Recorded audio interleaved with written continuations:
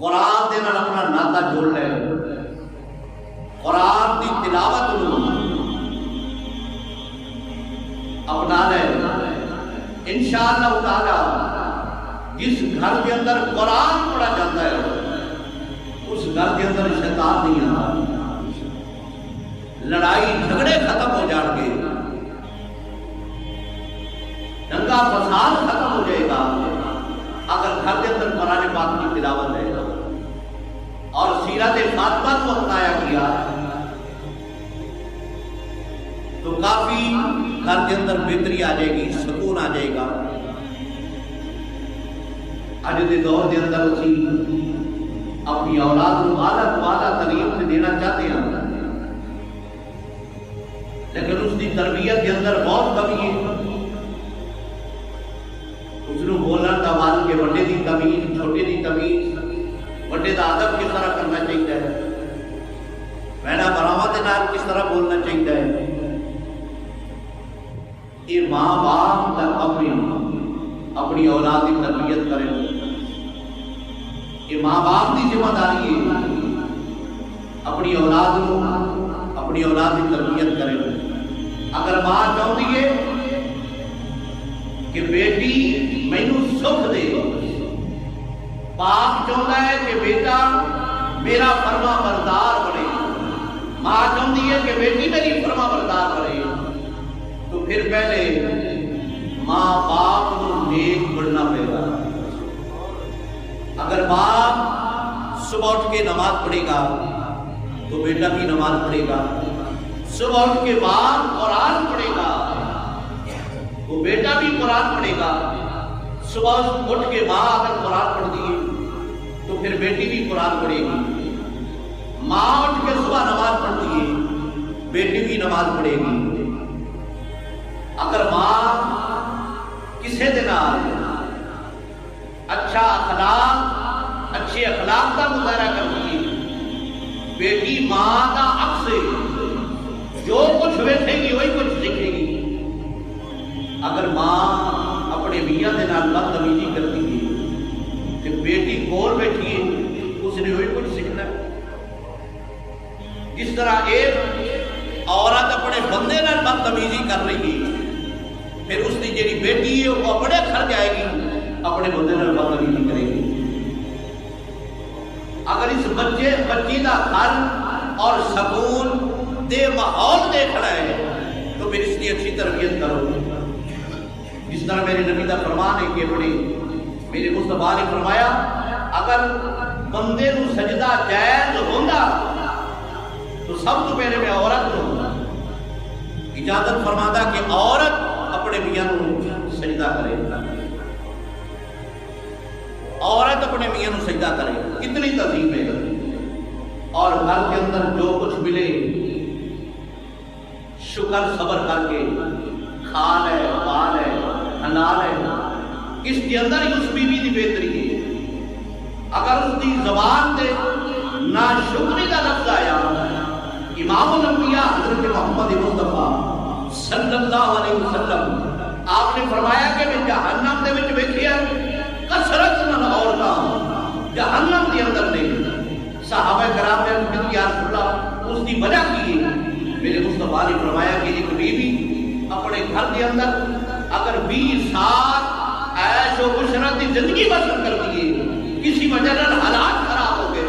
گھر کے اندر کوئی چیز میسر نہیں ہے، فوری طور پر اس کی زبان سے شکوا آ جائے گا کہ میں تیرے گھر میں ویکھا کی ہے۔ نہ شکری کی وجہ کر نہ صبری کی وجہ کر رب کعبہ انہوں نے جہنم نصیب فرمائے گا۔ حالات اونچے نیوے ہر ایک گھر کے اندر ماڑے چنگے حالات ہوتے رہتے ہیں۔ اللہ رب العزت انہاں بیویاں نوں صبر کرنے کی توفیق عطا فرمائے، اپنی اولاد کی اچھی تربیت کرنے کی توفیق عطا فرمائے۔ اگر باپ چاہتا ہے کہ میرا بیٹا میرے بڑھاپے کا سہارا بنے، میرا فرما بردار بنے، کہ باپ نو پہلے کردار اچھا ادا کرنا پڑے گا، باپ نو اچھا بن کے بکھانا پڑے گا، تا ہی تیرا بیٹا اچھا بنے گا۔ تو لوگوں نے بدتمیزیاں کرتا پھرے، تو نماز ایک نہ پڑھے، پوری زندگی تو کدے مسجد چلا ہے، تو قرآن کھول کے نہ بیٹھے، اور تینوں تمیز نہیں ہے کہ حلال کی ہے حرام کی ہے، تو پھر تو امید کرے کہ تیرا بیٹا تیرا فرما بردار بن جائے، یہ کبھی نہیں ہو سکتا۔ یہ نہیں ہو سکتا اگر بیٹا فرما بردار دیکھ لے کہ رزق حلال اپنی اولاد کو رزق حلال کھوانا پے گا، لوگوں کے نال اچھا برتاؤ کرنا پے گا، آوان گوان کے نال اچھا برتاؤ کرنا پے گا، دوستوں کے نال اچھا رویہ رکھنا پے گا، اور مسجد کے اندر آنا جانا پے گا، قرآن کے نال وابستگی ضروری ہے۔ اگر تو چاہتا ہے کہ تیری اولاد تیرے بڑھاپے کا سہارا بنے، تیری فرما بردار بن جائے، تو پھر جنتے بھی چاہیے اگر تیرے ماں باپ ہوتا ہے انہوں کے سامنے اپنے ماں باپ کی خدمت کر، اپنے ماں باپ کی خدمت کر، بیٹے کو کچھ سکھانا ہے انہوں کر کے بھی کھا کہ جس طرح میں اپنے ماں باپ کی خدمت کر دیا، پھر تو نام بھی دسے گا، بیٹا خود دیکھ کے کہ میرا باپ اپنے ماں باپ کی خدمت کرتا ہے، میرا بھی حق بنتا ہے کہ میں اپنے ماں باپ کی خدمت کرتا ہوں۔ یہ ماں باپ کی ہی تربیت ہے ساری۔ حضرت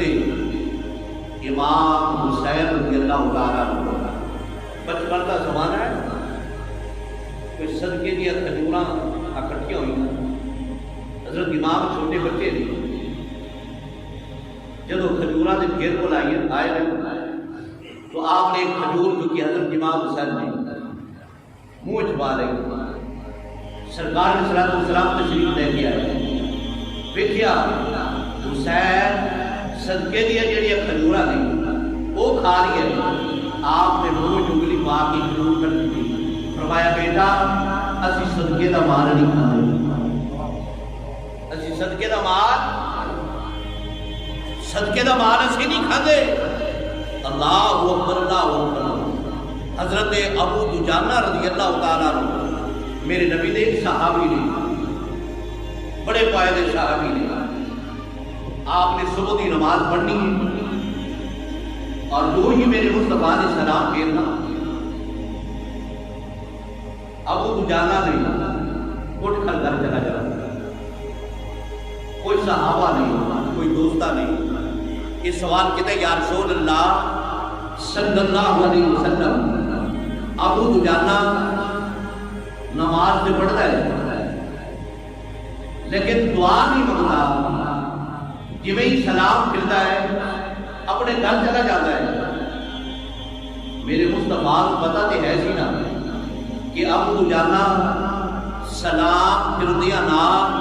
اپنے گھر کیوں چلا جاتا ہے، پتہ تو ہے سی نا، لیکن میرے مصطفیٰ نے فرمایا کہ جڑے صحابہ نے اس کے ساتھی نے انہوں نے تسلی ہونی چاہیے۔ سرکار نے فرمایا کوئی گل نہیں، صبح آئے گا ابو دجانہ کو پوچھ لوں گے۔ دوسرے دن جب فجر کی نماز ہوئی، ابو دجانہ نماز پڑھ کے جب جان لگے، سرکار نے اشارہ فرمایا ابو دجانہ بیٹھ گئے۔ میرے مصطفیٰ نے فرمایا ابو دجانہ اے تیرے جڑے ساتھی نے نا یہ پوچھنا چاہتے ہیں تو فجر کی نماز میں پڑھنا ہے لیکن دعا نہیں مانگتا، جلدی ٹر جاتا ہے، اس کی وجہ کوئی نہیں۔ حضرت ابو دجانہ نے کہنا جواب دیتا ہے نا، خدا دی قسم دل ہلا دے دوارا ہے، عرض کرتے نہیں یا رسول اللہ معذات نے کاجل والیا وہ تو ہاتھ مکھڑے والیا بلیر کے ظلفوں والیا، میرے جڑے پڑوسی نے نا انہاں دے گھر ایک کھجور دا درخت دے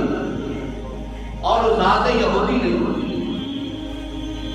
اور مدینے میں صبح صبح ہوا چلتی ہے،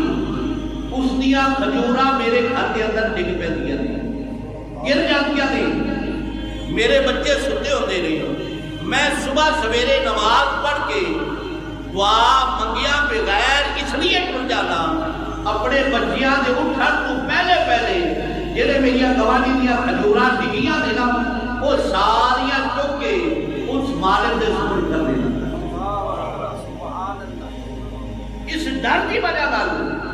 کہ کدھر میں دعا کے اندر شریک ہوا، میرے پتر میرے بچے اٹھ پے اور پھر وہ جڑیاں کھجوراں نے وہ نہ کھا لے، امانت وچ خیانت نہ ہو جائے، اس لیے میں صبح سویرے دعا کر دینا۔ وہ صبح سویرے جڑیاں کھجوراں میرے گھر کے اندر میرے بیڑے کے اندر ڈگیاں ہوندیاں نے، وہ ساریاں اٹھا کے اس مالک کے سپرد کر دے۔ اگر اس طرح کی بچہ کی تربیت کی ہوئے، اس طرح کا بچہ کا ذہن بنایا ہوئے کہ پتر جیڑی پرائی شے ہوتی ہے، جیڑی حرام شے ہوتی ہے، تو پھر بچیاں کا جو ذہن بنایا ہوئے